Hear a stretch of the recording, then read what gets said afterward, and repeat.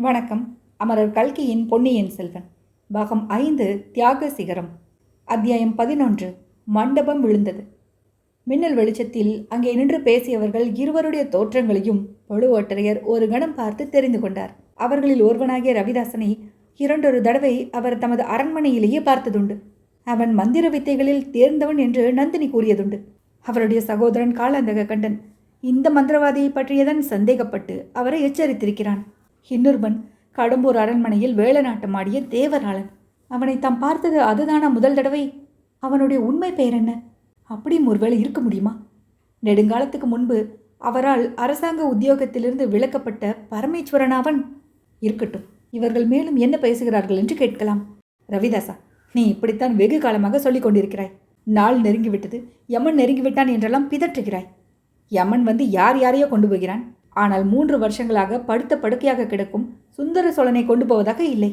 அவனுடைய குமாரர்களையோ யமன் நெருங்குவதற்கே அஞ்சுகிறான். ஈழ நாட்டில் நாம் 2 பேரும் எத்தனையோ முயன்று பார்த்தோமே. அதனால் குற்றமில்லை அப்பனே. யமதர்மராஜன் உன்னையும் என்னையும் விட புத்திசாலி.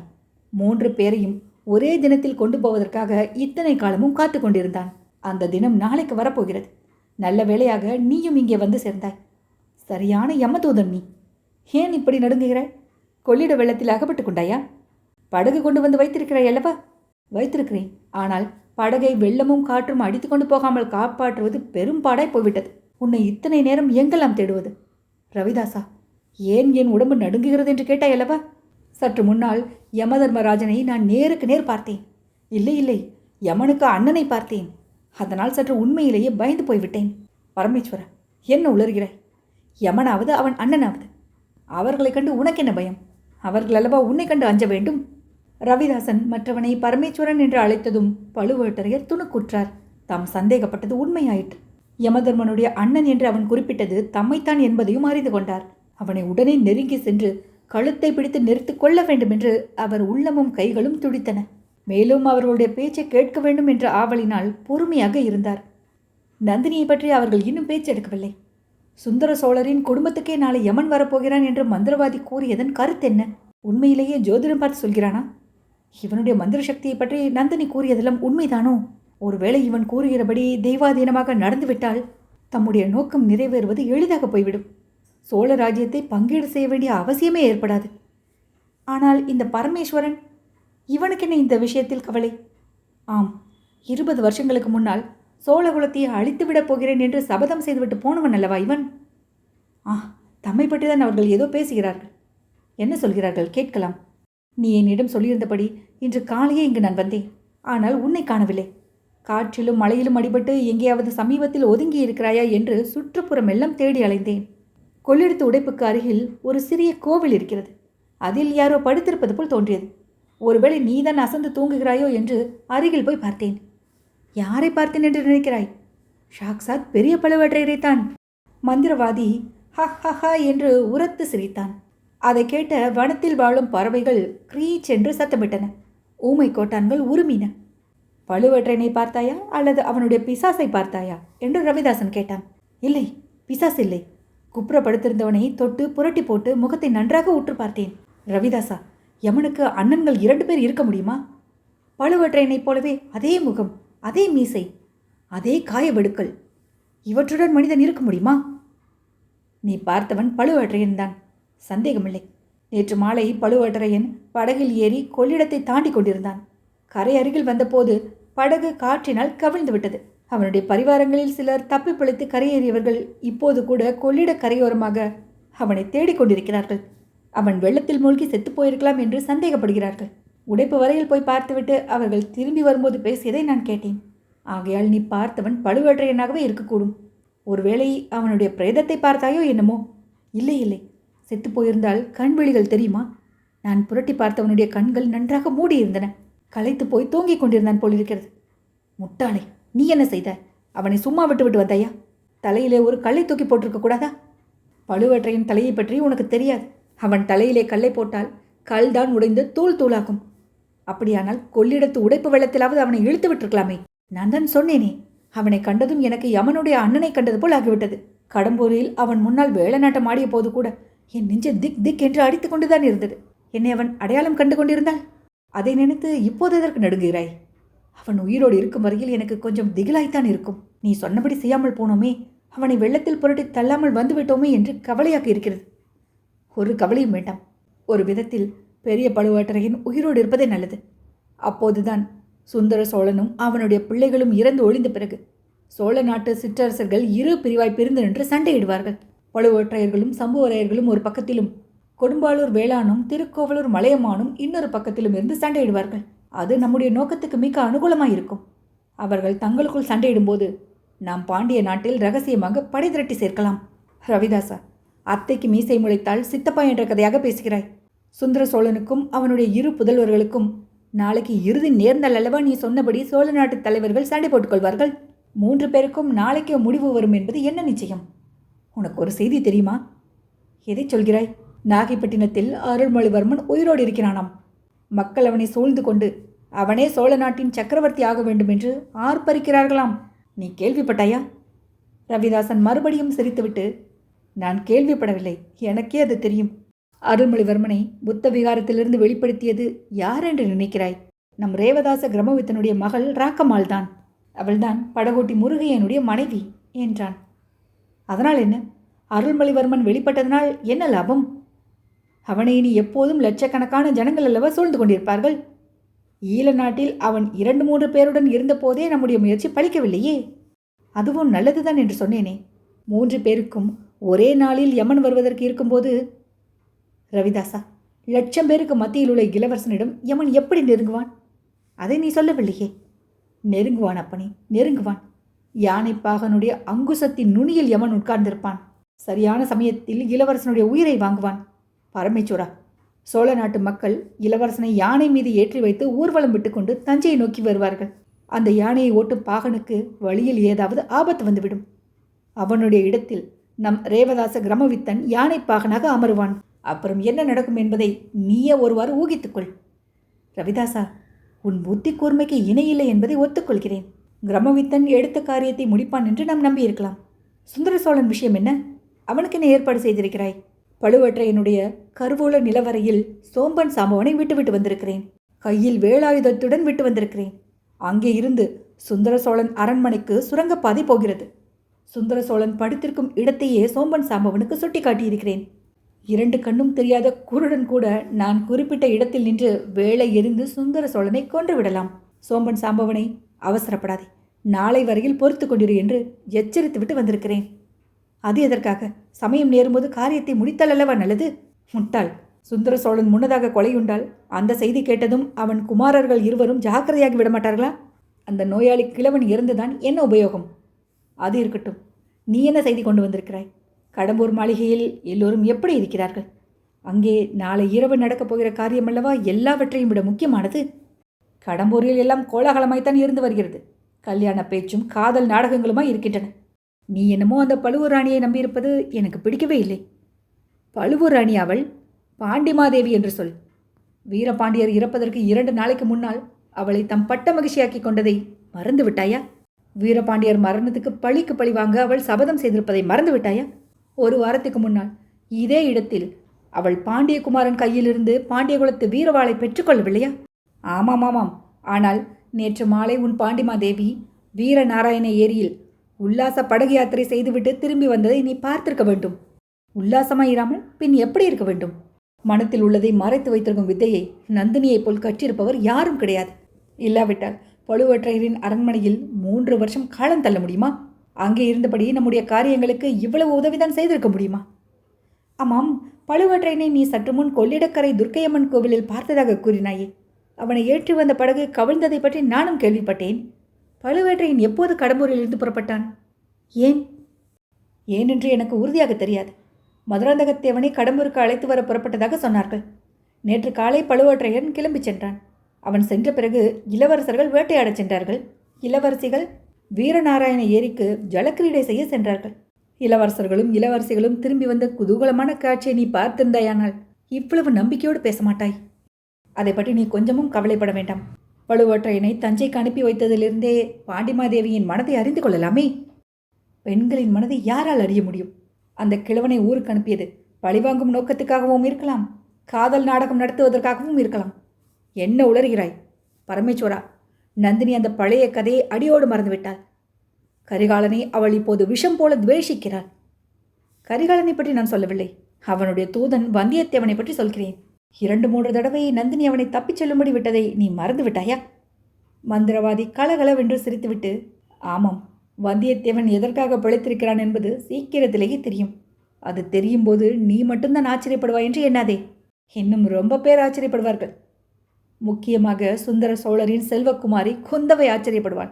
அவள் எந்த சுகுமார வாலிபனுக்கு தன் உள்ளத்தை பறிகொடுத்திருக்கிறாளோ அவனே அவளுடைய தமையன் ஆதித்த கரிகாலனை கொன்றவன் என்று அறிந்தால் ஆச்சரியப்பட மாட்டாளா? என்ன சொல்கிறாய் ரவிதாசா? உண்மையாகவே வந்தியத்தேவனா கரிகாலனை கொல்லப் போகிறான்? அவனும் நம்மோடு சேர்ந்து விட்டானா என்ன? அதெல்லாம் இப்போது கேட்காதே. கரிகாலனை கொல்லும் கை யாருடைய கையா இருந்தால் என்ன? பாண்டியகுலத்து மீன் சின்னம் பொறித்த வீரவாள் அவனை கொல்லப் போகிறது. அவனை கொன்ற பழி வந்தியத்தேவன் தலை மீது விழப்போகிறது. நம்முடைய ராணியின் சாமர்த்தியத்தை பற்றி இப்போது என்ன சொல்கிறாய்? நீ சொன்னபடி எல்லாம் நடக்கட்டும், பிற்பாடு கேள், சொல்கிறேன்.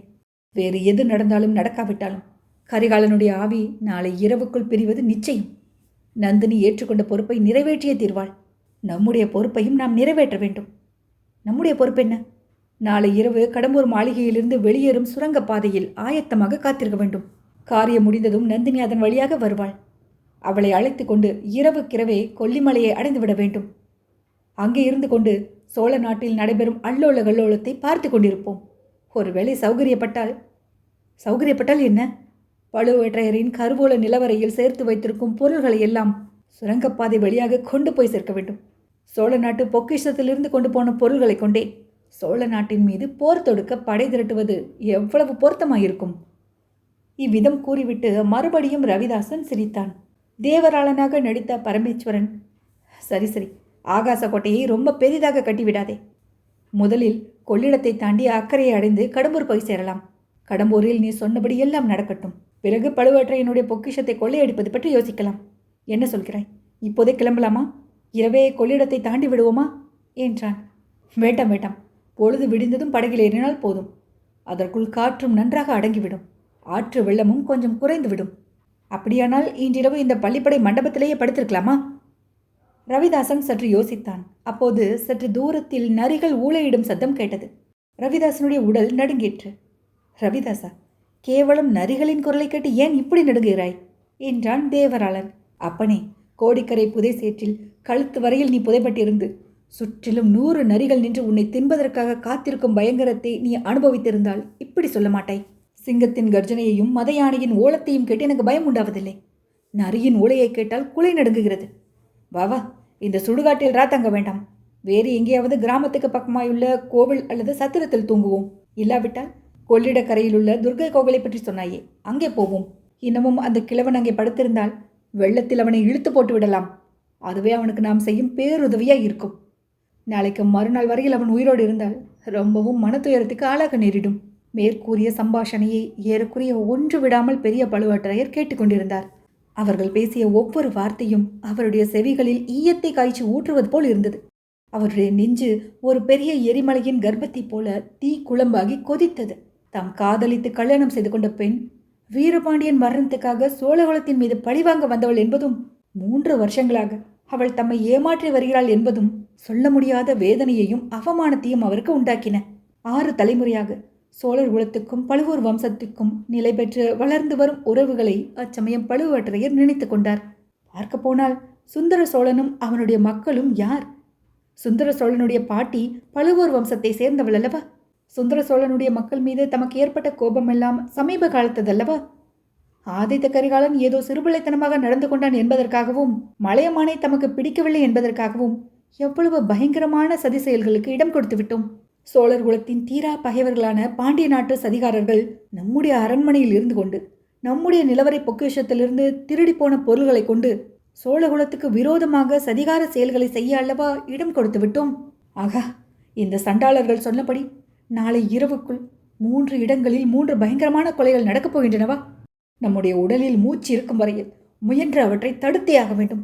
இன்னும் 60 நாளிகை நேரம் இருக்கிறது. அதற்குள் எவ்வளவோ காரியங்கள் செய்துவிடலாம்.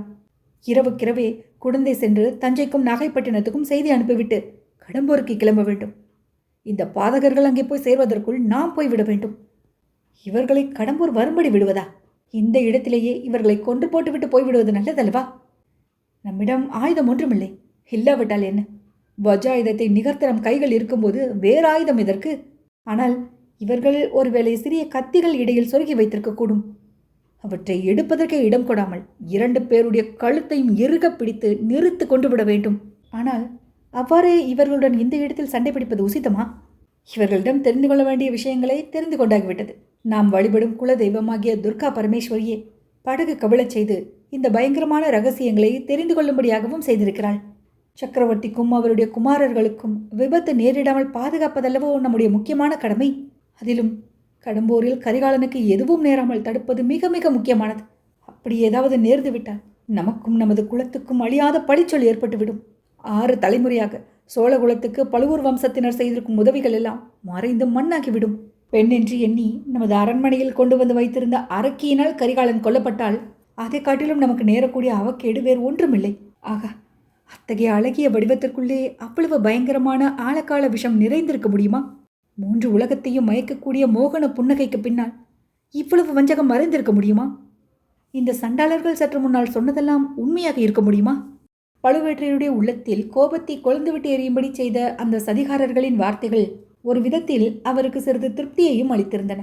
நந்தினி சதிகாரியாக இருக்கலாம், நம்மிடம் அன்பு கொண்டதாக நடித்து வஞ்சித்து ஏமாற்றி வந்திருக்கலாம். ஆனால் அவள் கரிகாலன் மீதோ கந்தமாறன் அல்லது வந்தியத்தேவன் மீதோ மோகம் கொண்ட காரணத்தினால் தம்மை வஞ்சிக்கவில்லை. அந்த மௌடிக சிறுவர்களை அவள் பொருட்படுத்தவில்லை. அவளுடைய அந்தரங்க நோக்கத்துக்கு அவர்களையும் உபயோகப்படுத்துவதற்காகவே அவர்களிடம் சுமூகமாக பேசி பழகி வருகிறாள். இந்த செய்தி பழுவேற்றையரின் அந்தரங்கத்தின் அந்தரங்கத்திற்குள்ளே அவரையும் அறியாமல் சிறிது திருப்தியை அளித்தது. கரிகாலன் கொல்லப்படாமல் தடுக்க வேண்டியது தம் குல கௌரவத்தை பாதுகாத்துக் கொள்ளவும், தமக்கு என்றைக்கும் அழியாத அபகீர்த்தி நேராமல் தடுத்துக் கொள்ளவும் மட்டுமல்ல, நந்தினியை அத்தகைய கோரமான பாவ காரியத்திலிருந்து தப்புவிப்பதற்காகவும் தான். ஒருவேளை அவளுடைய மனத்தையே மாற்றிவிடுதல் கூட சாத்தியமாகலாம். இந்த சண்டாள சதிகாரர்களிடம் அகப்பட்டு கொண்டிருப்பதால் அவள் வேறு வழியின்றி இவர்களுக்கு உடந்தையாய் இருக்கலாம் அல்லவா? இவர்களை இங்கேயே கொன்று ஒழித்து விட்டால் நந்தினிக்கும் விடுதலை கிடைக்கும் அல்லவா? இவ்வாறு எண்ணி அந்த வீரக்கிழவர் தம்மை அறியாமல் தொண்டையை கனைத்து கொண்டார். சிம்ம கர்ஜனை போன்ற அந்த சத்தம் சதிகாரர்கள் இருவரையும் திடுக்கிடச் செய்தது. யாரங்கே என்றான் தேவராளனாகிய பரமேஸ்வரன். அதற்கு மேல் தாம் அங்கே மறைந்திருப்பது சாத்தியமில்லை, உசிதமும் ஆகாது என்று கருதி பெரிய பழுவேட்டரையர் வெளிப்பட்டு வந்தார். மழைக்கால இருட்டில் திடீரென்று தோன்றிய அந்த நெடிய பெரிய உருவத்தை கண்டு சதிகாரர்கள் இருவரும் திகைத்து நின்றபோது, நான் தான் யமனுக்கு அண்ணன் என்று கூறிவிட்டு பழுவேட்டரையர் சிரித்தார். அந்த கம்பீரமான சிரிப்பின் ஒளி அவ்வனப்பிரதேசம் முழுவதையும் நடுநடுங்கச் செய்தது. வந்தவர் பழுவேட்டரையர் என்று அறிந்ததும் ரவிதாசன் தேவராளன் இருவரும் தப்பி ஓட பார்த்தார்கள். ஆனால் பழுவேட்டரையர் அதற்கு இடம் கொடுக்கவில்லை. தம் நீண்ட கரங்கள் இரண்டையும் நீட்டி இருவரையும் பிடித்து நிறுத்தினார். அவருடைய வலது கை ரவிதாசனுடைய ஒரு புஜத்தை பற்றியது. வஜ்ராயுதத்தை காட்டிலும் வலிமை பொருந்திய அந்த கரங்களின் பிடிகள் அவ்விருவரையும் திக்குமுக்காடச் செய்தன. எவ்வளவுதான் கையில் வலிவிருந்தாலும் இருவரையும் ஏக காலத்தில் சமாளிக்க முடியாது என்று எண்ணி பழுவேற்றையர் தேவராளனை தலைக்குப்புற விழும்படி கீழே தள்ளினார். கீழே விழுந்தவன் முதுகில் ஒரு காலை ஊன்றி வைத்துக்கொண்டு ரவிதாசனுடைய கழுத்தை 2 கைகளினாலும் நெரிக்க தொடங்கினார். ஆனால் தேவராளன் சும்மா இருக்கவில்லை. அவனுடைய இடுப்பில் செருகியிருந்த கத்தியை சிரமப்பட்டு எடுத்து தன்னை மிதித்து கொண்டிருந்த காலில் குத்த பார்த்தான். பழுவேற்றையர் அதை அறிந்து கொண்டார். இன்னொரு காலினால் அவனுடைய கை மணிக்கட்டை நோக்கி ஒரு பலமான உதை கொடுத்தார். கத்தி வெகு தூரத்தில் போய் விழுந்தது. தேவராளனுடைய ஒரு கையும் அற்று விழுந்து விட்டது போல் ஜீவனற்றதாயிற்று. ஆனால் அதே சமயத்தில் அவனை மிதித்திருந்த கால் சிறிது நழுவியது. தேவராளன் சட்டென்று நெளிந்து கொடுத்து வெளியே வந்து குதித்தெழுந்தான். உதைப்படாத கையின் முஷ்டியினால் பழுவேற்றையரை நோக்கி குத்தத் தொடங்கினான். அந்த குத்துகள் கருங்கல் பாறை சுவர் மீது விழுவன போல் விழுந்தன. குத்திய தேவராளனுடைய கைதான் வெளித்தது. அதுவும் இன்னொரு கையைப் போல் ஆகிவிடுமோ என்று தோன்றியது. இதற்கிடையில் ரவிதாசன் தன் கழுத்திலிருந்து பழுவேற்றையருடைய கரங்களை விலக்க பெருமுயற்சி செய்தான். ஒன்றும் பலிக்கவில்லை. கிழவருடைய இரும்பு பிடி சிறிதும் தளரவில்லை. ரவிதாசனுடைய விழிகள் பிதுங்கத் தொடங்கின. உளறி குளறி கொண்டே, தேவராளா, சீக்கிரம் சீக்கிரம் கோயில் மேலே ஏறு, மண்டபத்தை கீழே தள்ளு என்றான். தேவராளன் உடனே பாய்ந்து சென்று பள்ளிப்படை கோயிலின் மேல் மண்டபத்தின் மீது ஏறினான். அங்கே மண்டபத்தின் ஒரு பகுதியில் பிளவு ஏற்பட்டு இனி சிறிது நகர்ந்தாலும் கீழே விழக்கூடிய நிலையில் இருந்தது. அதை முன்னமே அவர்கள் கவனித்திருந்தார்கள். ரவிதாசன் அதைத்தான் குறிப்பிடுகிறான் என்று தேவராளன் தெரிந்து கொண்டான். மண்டபத்தின் இடிந்த பகுதியை தன் மிச்சமிருந்த வலிவை எல்லாம் பிரயோகித்து நகர்த்தி தள்ளினான். அது விழும்போது அதனுடன் இருந்த மரம் ஒன்றையும் சேர்த்து தள்ளி கொண்டு விழுந்தது. பழுவேட்டரையர் மேலே இருந்து மண்டபம் நகர்ந்து விழப்போவதை தெரிந்து கொண்டார். ஒரு கையை ரவிதாசனுடைய கழுத்திலிருந்து எடுத்து மேலே இருந்து விழும் மண்டபத்தை தாங்கிக் கொள்ள முயன்றார். ரவிதாசன் அப்போது பெரும் முயற்சி செய்து அவருடைய பிடியிலிருந்து தப்பி அப்பால் நகர்ந்தான். மரமும் மண்டபமும் பழுவேட்டரையர் பேரில் விழுந்தன. பழுவேட்டரையர் தரையில் விழுந்து நினைவை இழந்தார். அத்தியாயம் 11 நிறைவுற்றது.